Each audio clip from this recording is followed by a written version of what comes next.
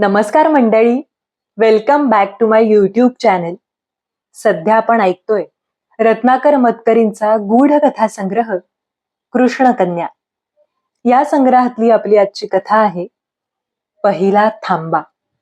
आजची कथा सुरू करण्यापूर्वी चॅनलची मेंबरशिप घेतली आहे का हे विचारायचंय, आणि घेतली नसेल आणि दमा मिराजदारांचा अंगत पंगत हा लेख संग्रह ऐकायचा असेल तर तुम्ही चॅनलची मेंबरशिप नक्कीच घेऊ शकता. दर रविवारी आपला एक व्हिडिओ येत असतो. आजची कथा आहे एका वेगळ्याच गोष्टीविषयी. आता सुरुवातीला काही सांगत नाही, पण जसं दिसतंय ते तेवढंच आहे असा अर्थ समजून घेऊ नका, कारण त्याच्या मागे, त्या ऍक्शन्सच्या मागे बऱ्याच गोष्टी लपलेल्या आहेत. त्या गोष्टी जाणून घेण्याचा, त्याचा विचार करण्याचा विचार आपण आज करूयात. ऐकूयात आपली आजची गोष्ट पहिला थांबा.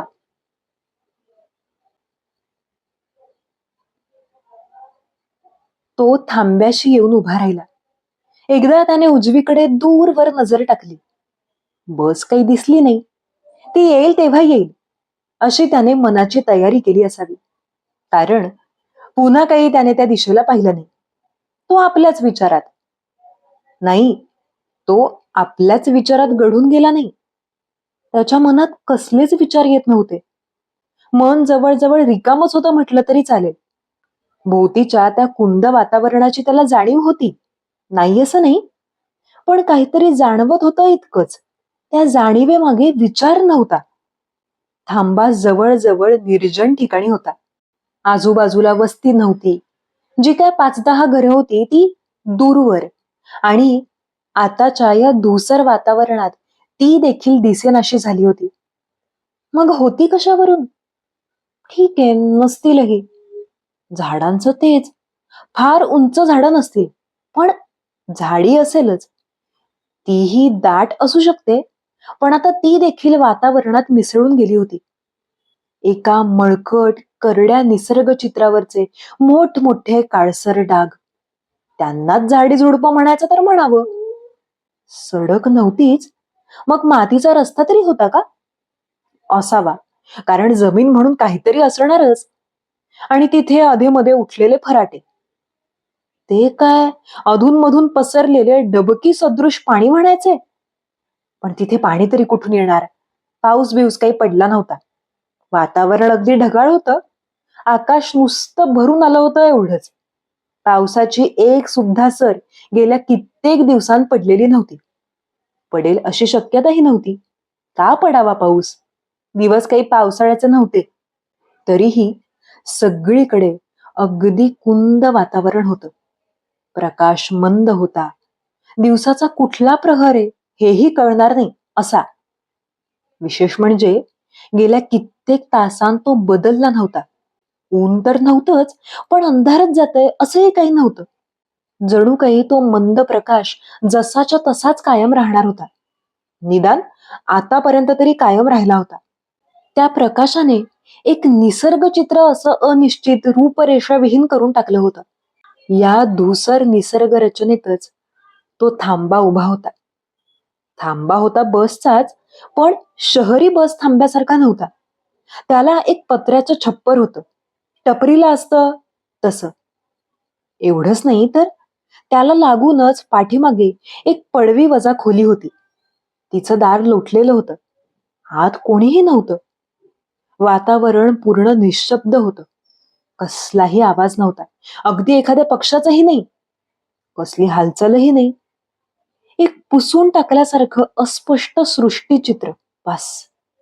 अचानक तिथे हालचाल दिसू लागली. एक तरुण थांब्याच्या दिशेने येऊ लागला.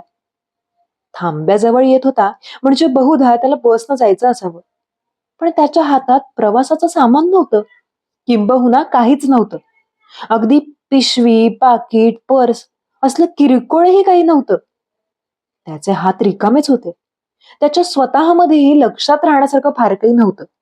एक सर्वसामान्य तरुण होता तो. काही वेळ असाच गेला. बस आली नाही. तरुणाने मनगटावरच्या घड्याळाकडे पाहिलं नाही, कारण त्याच्या मनगटावर घड्याळ नव्हतं. तो शांतपणे थांबून राहिला, बसची वाट पाहत. दूरवर आणखी एक जण येताना दिसला. त्या निर्मनुष्य ठिकाणी आणखी एक माणूस आपल्या सोबत आला याची तरुणाला जाणीव झाली. तो थोडा सुखावला. सावकाश आपल्याच गतीने चालत हा दुसरा माणूस येत होता. थोड्याच वेळात तो थांब्यापाशी येऊन पोहोचला. माणूस बऱ्यापैकी जाडजूड होता, अगदी प्रस्थ म्हणावे इतका. त्याच्या हातात प्रवासाचं सामान नव्हतं, किंबहुना झिप बॅग, लॅपटॉप असंही काही नव्हतं. त्याचे हात रिकामेच होते. थांब्याशी येऊन तो तरुणापासून काही अंतरावर उभा राहिला, किंचित अनिच्छेने. जसं काही तरुणाला वाटलं की कसाही असला तरी प्रवासात सोबत तर झाली, आणि प्रस्थाला वाटलं असावं की बस आपल्या एकट्यासाठी असणार होती. तिच्यात आणखी एक वाटेकरी झाला. अर्थात असं वाटलंच असेल असंही नाही, कारण तरुणाप्रमाणेच प्रस्थाच्याही मनात विचार येत नव्हते, मात्र जाणीव ही होतीच. तरुणाने प्रस्थाकडे पाहिलं, मग अधिक लक्षपूर्वक पाहिलं. तरीही त्या अंधुक प्रकाशात त्याला प्रस्थ कसा दिसतोय हे नीटसं समजलं नाही. म्हणजे त्याचा आकारमान लक्षात आलं, पण नाक डोळे नीटसे दिसले नाहीत. प्रस्थाचंही तेच झालं. आपल्यापासून काही एका अंतरावर एक सर्वसाधारण आकारमानाचा तरुण उभा आहे एवढं त्याला कळलं, पण प्रकाश अंधुक असल्यामुळे म्हणा की आणखी कशामुळे, पण त्याला तरुणाचा चेहरा नेमका कसा आहे हे काही समजलं नाही. असं होता होताच त्यांना दोघांनाही असं जाणवलं की आपण या दुसऱ्याला कुठेतरी पाहिलेलंय. ती भावना दोघांनाही चाटून गेली एवढंच. तिचं रूपांतर विचारात झालं नाही, त्यामुळे कुठे पाहिलं, कधी पाहिलं असा विचार काही त्यांनी केला नाही, दोघांनीही. काही वेळ असाच गेला. तरुणाला काहीतरी बोलणं काढायचं होतं, पण काय काढणार? संबंधच नाही तर बोलणार काय? आणि संबंध येणार कसा? त्यासाठी नाव विचारण्यापासून सुरुवात हवी. पण त्या प्रस्थाला त्याचं नाव विचारणं हे आगाऊपणाचं वाटलं तर? बाकी जे काही घडत होतं ते दोघांनाही माहीतच होतं. म्हणजे तरुण थोडा आधी आला, प्रस्थ नंतर आला, दोघांनाही बसनं जायचंय, बस अजून आलेली नाही, केव्हा येईल माहित नाही, इत्यादी इत्यादी. जे दोघांनाही ठाऊक आहे त्या संबंधात प्रश्नोत्तरे कशी होणार? म्हणूनच दोघही गप्प राहिले. तरुणाला बोलायचं असून आणि प्रस्थाला तर बोलण्याची फारशी इच्छा नसावीच. प्रस्थ मग थांब्या मागच्या घराशी गेला. पडवीच ती, पण भिंत होती. दार होतं म्हणून घर म्हणायचं. त्यानं दार ढकललं. तो आत गेला. तरुणाला वाटलं की आपणही त्याच्याबरोबर आत जावं, पण त्याच्याशी मैत्रीचे संबंध तयार करावेत की नाही हे काही ठरत नव्हतं. मात्र आत जाऊन काय ते पाहावं असंही त्याला वाटत होतं. आणि त्याच वेळी हेही जाणवत होतं की आत काहीच असणार नाही. माणूस तर नाहीच, कारण असतं कोणी तर ते इतक्या वेळात उठून बाहेर आलं असतं. पण आत वस्तू बिस्तू देखील नसाव्यात. त्याला असं का वाटलं कोण जाणे, पण वाटलं खरं. आणि तिथे जे नाही ते पाहून यावं असंही वाटलं, हे तितकंच खरं. प्रस्थ आत गेला असतानाच एक गोष्ट घडली.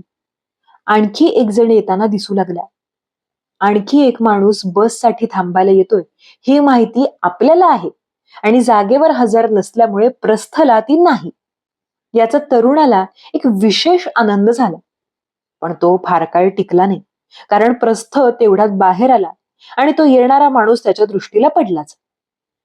माणूस 4 माणसांसारखाच होता. अगदी फाटका नाही, पण तसं लुकडाच. त्याच्याही हातात प्रवासाचं सामान नव्हतं. अगदी काहीच. एखादी झोळी किंवा कापडी पिशवी नाही, तर काठी किंवा छत्री असं काही सुद्धा नाही. त्याचे हात रिकामेच होते. मात्र त्याला पाहून तरुणाला थोडं धीर आल्यासारखं झालं. इतका वेळ आपण आणि ते प्रस्थ हा संयोग थोडासा विषम वाटत होता. त्यामुळे बोलायचा देखील धीर होत नव्हता. आता हा लुकडा माणूस आपल्या जोडीला असला की आपल्या दोघांचे मिळून का होईना, आपण पारडं प्रस्थच्या तुलनेत जड होईल या जाणीवेने त्याला बरं वाटलं. आता हा लुकडा माणूस आपली बाजू घेईल असं तरुणाला तो थांब्यावर पोहोचायच्या आधीपासूनच का वाटलं कुणास ठाऊक, पण वाटलं खरं. आणि त्यामुळेच तो बोलू लागला हेही तितकंच खरं. त्याने प्रस्थला विचारलं, आत काय आहे? पाहून आलात ना? प्रस्थ काहीच बोलला नाही. त्याने फक्त तरुणाकडे त्रासिकपणे पाहिलं. त्याचा अर्थ आत काहीही नाहीये आणि हे तुलाही माहितीये. मग उगाच कशाला मला बोलायला लावतोयस? तरुणाने परत काही विचारलं नाही. एवढ्यात तो लुकडा माणूस तिथे येऊन पोहोचला. तरुणाने आणि प्रस्थाने त्या लुकड्या माणसाला न्याहाळलं. पण अंधुक उजेडामुळे की आणखी कशामुळे पण त्यांना त्याचा चेहरा नीटसा समजला नाही. अर्थातच लुकड्यानेही त्या दोघांना पाहिलं, पण त्यालाही त्यांचं रूप नीटसं कळलं नाही. मात्र तरुणाला आणि लुकड्याला दोघांनाही जाणवलं की आपण एकमेकांना कुठेतरी पाहिलंय. कदाचित हा भासच असेल असंही त्यांच्या त्याच वेळी मनात आलं. आणि याच क्षणी त्या नीरव शांततेला भेदून गेला गोळीबाराचा धडधडाट. 1-1.5 मिनिट धाड धाड धाड गोळ्या सुटल्या आणि तो आवाज थांबला. मग एकदम लोकांचा गलका. त्यानंतर ते सारे आवाज सुरू झाले, तसेच अचानक बंद झाले आणि पुन्हा वातावरण निशब्द झालं. प्रस्थ एकदम दचकला. तिघांनीही एकमेकांकडे पाहिलं. आपल्याला झाला तोच भास दुसऱ्यालाही झाला हे त्यांच्या लक्षात आलं. म्हणजे भासच, पण तो झाला हे पक्क झालं. मग तिघही शांतपणे बसची वाट पाहू लागले. बस कधी येईल काही सांगता येत नाही, शेवटी लुकडा म्हणाला. यावर काय बोलावं हे तरुणाला कळेना. काही क्षणांच्या शांततेनंतर त्यानं विचारलं, पण येईल हे तरी नक्की ना? यावर लुकड्याने उत्तर दिलं नाही. त्यांचं आधी उत्तर आणि मग प्रश्न असं उलट बोलणं, ज्यातून काहीच नवीन माहिती मिळत नाही, असं किती निरर्थक आहे. अशा नजरेनं प्रस्थाने त्यांच्याकडे पाहिलं. पण यावेळेस तरुणाने तिकडे दुर्लक्ष केलं. नाउमेद होण्याचे कष्ट त्याने घेतले नाहीत. थोड्या वेळाने लुकडा तरुणाला म्हणाला, तू कुठं जाणार आहेस? या प्रश्नाचं उत्तर तरुणाच्या तोंडावर होतं, पण ते चटकन त्याच्या जिभेवर येईना. थोडा विचार केल्यासारखं करून तो म्हणाला, मी आई वडिलांकडे जाणार आहे. काही वर्षांपूर्वी आमची ताटातूट झाली. त्यांना कधी एकदा भेटतो असं झालंय मला. काय होईल त्यांना भेटून? अनपेक्षितपणे प्रस्थाने विचारलं. खूप आनंद होईल मला. तरुण म्हणाला, आनंद? हं. प्रस्थाने मान फिरवली.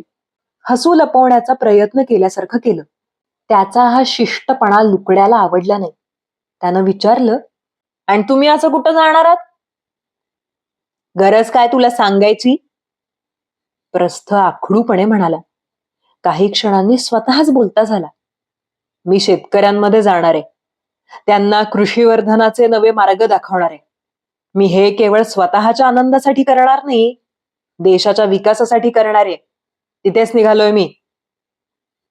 आपल्या बोलण्याचा इतर दोघांवर काय परिणाम झालाय हे पाहण्यासाठी त्याने दोन्ही बाजूंना मान फिरवली. अंधुक प्रकाशामुळे त्याला त्यांच्या चेहऱ्यावरचे भाव दिसले नाहीत आणि त्यांनी तोंडातून चकार शब्दही काढला नाही. त्यांच्या या उद्धटपणाचा प्रस्थाला राग आला, पण तो दाखवणं कमीपणाचं झालं असतं. काही वेळ तिथे गाढ शांतता पसरली. मग तरुण लुकडाच्या जवळ गेला आणि त्याने प्रेमळपणे विचारलं, तू कुठे जाणार आहेस? लुकडा म्हणाला, मी माझ्या आनंदाच्या ठिकाणी जाणार आहे. मला रंग खुणावतायत. नानाविध रंगांच्या लाटा उसळतात असं ठिकाण आहे ते. किनाऱ्यावर उभं राहिलं तरी त्या रंगांचे शिंतोडे अंगावर उडायला खेरीज राहणार नाहीत. पण मी पुढे जाईन, त्या रंगात नाहीन, चित्रात चित्र काढीन. तुला खरं नाही वाटत? वाटतं ना. इतकं मनापासून सांगितलंस तू, मग खरं ना वाटायला काय झालं? मी काही त्याच्यासारखं नाही, दुसऱ्याला मूर्ख ठरवून स्वतःला शहाणा समजणारा. तरुण म्हणाला. आणि अचानक पुन्हा एकदा गोळीबाराचा आवाज झाला. धाड धाड धाड, कांठळा बसवणारा आवाज.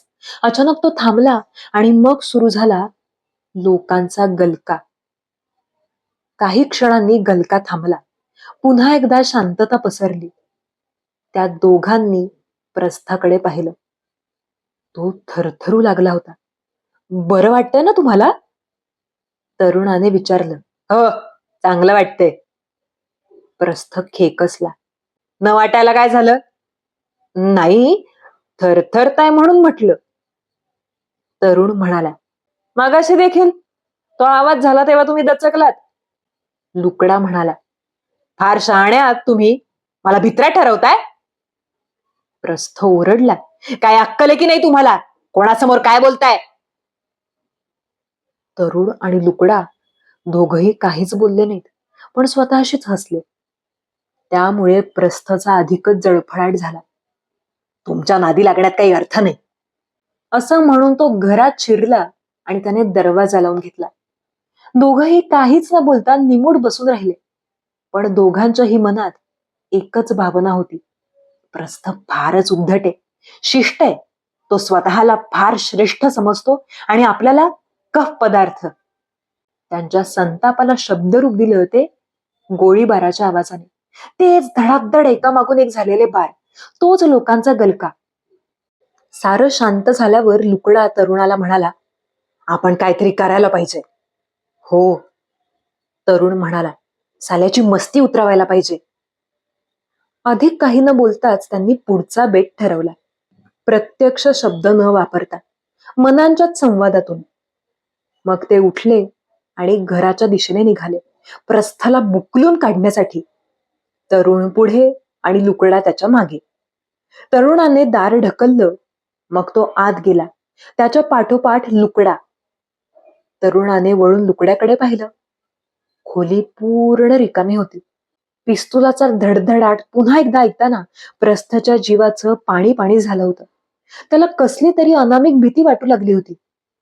त्या भीतीचा संबंध त्याच्या मनाने बाहेर उभ्या असलेल्या दोघांशी लावला. आपण त्यांना त्यांची जागा दाखवून देतो हे त्यांना फारसं आवडलेलं नाही. मनात आणलं तर ते दोघं एकजूट करून आपल्यावर हात उगारू शकतील. दिसतात सिंगल फसली, पण आपल्याला भारी ठरतील. त्यातला तो लुकडा पक्का कारस्थानी दिसतो आणि तो तरुण तर त्याचा ऐकायला तयारच असतो. दोघं मिळून काय करतील याचा नेम नाही. खरं तर प्रस्थाने त्या दोघांविषयी असं मत करून घ्यावं एवढं काही घडलंच नव्हतं. पण कशामुळे कोण जाणे, प्रस्थाला हे सारं जाणवलं एवढं खरं. चक्रीवादळात सापडलेलं पान जसं गिरक्या घेत घेत जमिनीपासून खूप उंचावर जातं, तशी त्याची भीती उगाचच कुठच्या कुठे गेली. त्याने खोलीत इकडे तिकडे नजर टाकली. पाठीमागच्या बाजूला एक लहानशी बिनगजाची खिडकी होती. तिची झडप बंद होती, पण कडी लावलेली नव्हती. त्याने थोडा जोर करून ती ढकलली. उघड्या खिडकीत अंगाचं कसं बसं मुटकुळं करून तो बसला आणि मग अंदाज घेऊन त्याने सावकाशीने खाली उडी टाकली. झडप परत लावून घ्यायला तो विसरला नाही. बाहेर थोडासा उतार होता. त्या उतारावरून खाली येऊन तो चालू लागला. वाट अशी नव्हतीच, पण दगडधोंडेही नव्हते. खडबडीत पण एकसारखी अशी ती जमीन होती. उंच सखल नव्हती आणि ते बरंच होतं, कारण त्या अंधुक उजेडात पायाखालचं फार काही दिसत नव्हतं. घाईघाईने, म्हणजे जितपत शक्य होतं तितपत घाईने वाट चालता चालता प्रस्थ एकदम थबकला. त्याची वाट अडवून कुणीतरी उभं होतं. प्रस्थ भलताच दचकला, घाबरला देखील. समोरची व्यक्ती बऱ्यापैकी आडमाप होती. ती कशी दिसत होती हे काही त्याला कळलं नाही. मात्र तिच्या डोक्यावरचे चंदेरी रेशमी कुरळे केस न्यायाधीशाच्या डोक्यावरच्या टोपासारखे दिसतात, एवढं त्याला जाणवलं. मृदू पण भारदस्त आवाजात त्या व्यक्तीने त्याला विचारलं, कुठे निघालायस? तो गोंधळला. खरंच, कुठे निघालो होत आपण? कुठे असं नाही, तो तोंडातल्या तोंडात पुटपुटला. पण त्या दोघांपासून दूर. पण तुझी बस चुकली म्हणजे? व्यक्तीने विचारलं. तेही खरंच, प्रस्थ केविलवाणीपणाने म्हणाला. बस चुकून चालणार नाही. दुसरी बस कोण जाणे कधी येईल. पण मला त्यांची भीती वाटते. त्यांच्यापासून तुला आता काहीही भीती नाही, व्यक्तीने आश्वासकपणे सांगितलं. बसमध्ये देखील ते माझ्या बरोबर असतील? त्यानं काळजीनं विचारलं. मघाचा त्याचा शिष्टपणा आता कुठच्या कुठे गेला होता. म्हणा, मघाही तो त्या दोघांना दाखवण्यापुरताच होता. ते आपल्यापासून दूर राहावेत म्हणून. म्हणजे त्याचं कारण देखील भीती हेच असणार. सांगा ना, बसमध्ये ते मला काही करणार नाहीत ना? मी सांगितलं तुला. आता तुला त्यांची भीती वाटण्याचं कारणच शिल्लक उरलेलं नाही. खरं तर तुला वाटतंय ती खरीखुरी भीती नाही. ती आहे भीतीची मागे राहिलेली छाया. व्यक्तीच्या बोलण्याचा अर्थ प्रस्थला समजला नाही. भीतीची छाया म्हणजे काय? तो तसाच गोंधळून उभा राहिला. आता इथे थांबू नकोस, परत जा. व्यक्तीने आदेश दिल्याप्रमाणे ठाम सांगितलं.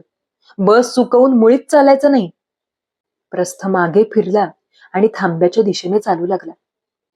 इकडे तिकडे नजर टाकताना लगेच ती बंद झडपेची खिडकी त्या दोघांच्या लक्षात आली. लुकड्याने दिवा लावला. तरुणाने झडप ढकलली. हल्ला, एवढ्या छोट्या खिडकीतून तो पळाला असं समजायचं? नाहीतर काय, इथल्या इथं तो अंतर्धांतर पावला नाही, लुकडा म्हणाला. एवढ्यात खिडकीतून बाहेर पाहणाऱ्या तरुणाला दूरवर काहीतरी दिसलं. त्या अंधुक प्रकाशातही त्याने प्रस्थाला ओळखलं. तो बघ, तिकडे चाललाय, तो ओरडला. पण दूर जातोय की परत येतोय ते कळत नाहीये. परत येतोय, नीट पाहून लुकडा म्हणाला. आता सोडायचं नाही त्याला. तरुण म्हणाला, जाऊ दे, त्याच्या नादात बस चुकायची. लुकड्यानं असं म्हटल्यानंतर दोघही घराबाहेर आले. लुकड्यानं दरवाजा लावून घेतला, कडीही ओढून घेतली. दोघं सरळ येऊन थांब्यावर उभे राहिले. पुन्हा बसची वाट पाहू लागले. थोड्या वेळाने दरवाजा आतून ठोठावला जाऊ लागला. त्याच्याबरोबर दार उघडा, दार उघडा, अशी प्रस्थाची बोंबाबोंबही. हा इतका निर्बुद्ध असेल असं वाटलं नव्हतं, लुकडा म्हणाला. त्याला घराला वळसा घालून नाही काय येणार? दोघं पुन्हा दरवाजापाशी गेले. तरुणाने कडी काढली. प्रस्थ दारातच उभा होता. तरुणाने त्याच्या पोटात एक जोराचा ठोसा मारला. तसा प्रस्थ कळवळून खाली पडला. लुकड्याने त्याची गचांडी पकडून त्याला उचललं आणि त्याच्या नाकावर ठोसा मारून त्याला पुन्हा खाली ढकलून दिलं. तरुणाने त्याला लाथा मारायला सुरुवात केली. इतक्यात दाराशी आवाज आला. त्या दोघांनी प्रस्थाला मारणं थांबवून वळून पाहिलं. एक व्यक्ती दारात उभी होती. व्यक्ती आडमाप बांध्याची होती. तिचं रूप त्या दोघांना नीटसं दिसलं नाही, पण केस मात्र चंदेरी, रेशमी, कुरळे असे एखाद्या न्यायाधीशाच्या डोक्यावरच्या टोपासारखे असं लक्षात आलं. व्यक्तीने हसत हसत म्हटलं, त्याला मारून काय उपयोग? त्याच्या देहाला वेदना थोड्याच होतात. मग तो विवळतोय का? लुकड्यानं विचारलं. आपल्याला वेदना होत असतील अशा कल्पनेनं. तुमचा मारण्याचा पवित्रा देखील त्याच्या मनात भीती निर्माण करतोय. त्या दोघांना नीट काही समजलं नाही, पण लुकड्याला किंचितच कळलं. प्रस्थाच्या शरीराला जर खरोखरच काही होत असतं तर ठोसा बसलेल्या नाकातून रक्त नसतं का आलं? आणि तुम्ही तरी त्याला का मारता हे मी विचारू? व्यक्ती. त्या दोघांच्या मनातला गोंधळ अधिकच वाढला. तो चांगला नाही, आम्हाला तो आवडत नाही, तरुण म्हणाला. एवढं पुरेसे हल्ल्यासाठी? कोणाला वाटेल तुमचं त्याचं जुनं वैर आहे, पण खरं तर तुमची त्याची ओळख आत्ताची या थांब्यावरचीच आहे, होय ना? व्यक्तीने विचारलं. दोघांनीही जमिनीकडे पाहत मान हलवली. मग हे वैर नसून ही सुद्धा वैराची छायाच आहे का? प्रस्थाला आता आवाज फुटला. बरोबर आहे, व्यक्ती म्हणाली. तू बुद्धिमान आहेस. मी मघाशी भीतीच्या छायेविषयी तुला सांगितलं तसंच आहे. खरं वैर नाही, नुसती वैराची मागे राहिलेली छाया. मग खरं वैर कुठलं? लुकड्याने विचारलं. व्यक्तीने उत्तर दिलं नाही. बस येण्याची वेळ झाली, एवढंच इशारा वजा सांगून ती पुढे निघून गेली. तिघं एकमेकांकडे पाहत राहिले. व्यक्ती घरात गेली आणि फोनवर बोलू लागली संबंधित व्यक्तीशी. अर्थात तिच्या हातात किंवा गळ्यात कसलंही इन्स्ट्रुमेंट नव्हतं. बहुधा अधिक वरच्या पदावरच्या, कारण ती त्या पलीकडच्या व्यक्तीला नम्रपणे फक्त रिपोर्ट देत होती. आणखी 5 मिनिटांत या थांब्यावर बस येईल. सर्व काही नियंत्रणाखाली आहे सर. मी 3 पॅसेंजर्स पाठवतोय. तिघही काल रात्री हॉटेल मॅरिएटमध्ये प्रेस कॉन्फरन्स चालू असताना मंत्र्यांवर झालेल्या हल्ल्यातलेत. मंत्री त्यांच्यावर झालेल्या गोळीबारात तिथल्या तिथेच मरण पावलेलेत. दुसरा त्यांच्यावर एका पाठोपाठ एक गोळ्या झाडणारा तरुण, ज्याने पळून जाण्याचा प्रयत्न केला, पण सुरक्षा रक्षकांपैकी एकाच्या गोळीला बळी पडला तो. तिसरा भ्रष्टाचारी मंत्र्याच्या विरोधात कट रचणारा, ज्याला त्याच्या निवासस्थानी जाऊन गोळ्या घालण्यात आल्या, तो. तिघही या गोळीबारानं एकमेकांशी जोडले गेलेत सर. तिघही अजून नॉर्मल झालेले नाहीयेत सर. अजून त्यांच्या मनात मोठ्या प्रमाणात द्वेष आहे, हिंसा आहे, भीती आहे. काळजीचं कारण नाही सर. हा पहिलाच थांबा आहे. 4 बसेस बदलल्यानंतर जेव्हा ते अंतिम स्थानापर्यंत पोहोचतील, तोपर्यंत ते पूर्ण शुद्ध झालेले असतील. सर्व काही नियंत्रणाखाली आहे. आणखी एक सर, धार्मिक संघर्षात प्राणांना मुकलेली 17 माणसं पुढच्या बसनं पाठवतोय. दोन्ही धर्मांची मिळून 17 सर. अर्थात आत्ताच त्यांच्यातली धर्मभावना पुष्कळच कमी झालेली असेल. उरली असेल ती धर्मवैराची छाया. 3 बसेस बदलाव्या लागतील त्यांना. Reporting over sir. जरी थांब्याच्या आसपासच्या वातावरणात कुठला अमुक एक असा प्रहर नसला, तरी आता थोडं अंधारल्यासारखं वाटू लागलं होतं. तरुण, प्रस्थ आणि लुकडा मधलं सारं विसरून आता एकमेकांच्या जवळ बसले होते. तिघांनाही गोंधळल्यासारखं झालं होतं.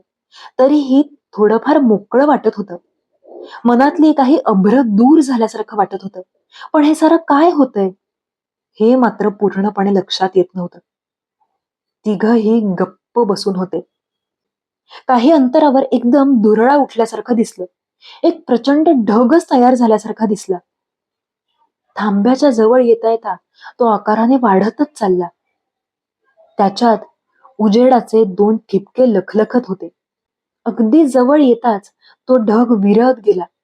उजेडाच्या ठिपक्यांचे 2 प्रखर दिवे झाले आणि कसलाही आवाज न करता एक अनिश्चित रंगाची बस अलगद येऊन थांबली. बसमधून कंडक्टर खाली उतरला. ते तिघं एखाद्या अदृश्य शक्तीने बोलवावं तसे पुढे आले. कंडक्टरने खुणावताच बसमध्ये चढले. त्यांच्या मागून कंडक्टरही चढला. त्याने घंटी वाजवली. बस सुरू झाली. घरात बसलेली व्यक्ती लोटलेल्या दरवाजाच्या उघड्या भागातून बाहेर पाहत होती. त्या अंधुक प्रकाशात ती अनिश्चित रंगाची चालती बस मिसळून गेली. तिचे पाठीमागचे दिवे काही वेळ दिसत राहिले आणि मग अनंतात विरून जावं तशी ती बस दिसेनाशी झाली. थांब्यावर आता कुणीच नव्हतं. मुळातच नीरव असलेली ती जागा आता एकदमच शांततेत गुरफटून गेली. आता अधिकच अंधारून आलं. एवढ्या दूरवर काहीतरी हालचाल दिसली. काही आकृती पुढे येत होत्या. अंधारात त्या दिसणं तसं कठीणच होतं. अधूनमधून तर त्या एकमेकांत मिसळल्यासारख्याच वाटत होत्या. आता थांब्याच्या थोडं जवळ आल्यानंतर त्या थोड्याफार स्पष्ट दिसू लागल्या. घराच्या अर्धवट उघड्या दारातून आतला प्रकाश थोडाफार बाहेरच्या थांब्यावर पडत होता. त्या प्रकाशात त्या आकृती आता खूपच स्पष्ट दिसू लागल्या. ते एकूण 17 जण होते. त्यांच्यापैकी कुणाच्याच हातात प्रवासाचं सामान नव्हतं.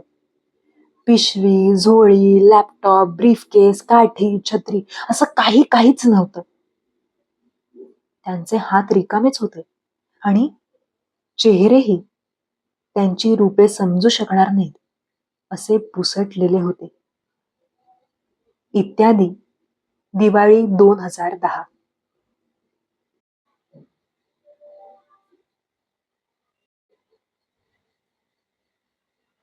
ही होती आपली आजची कथा, पहिला थांबा.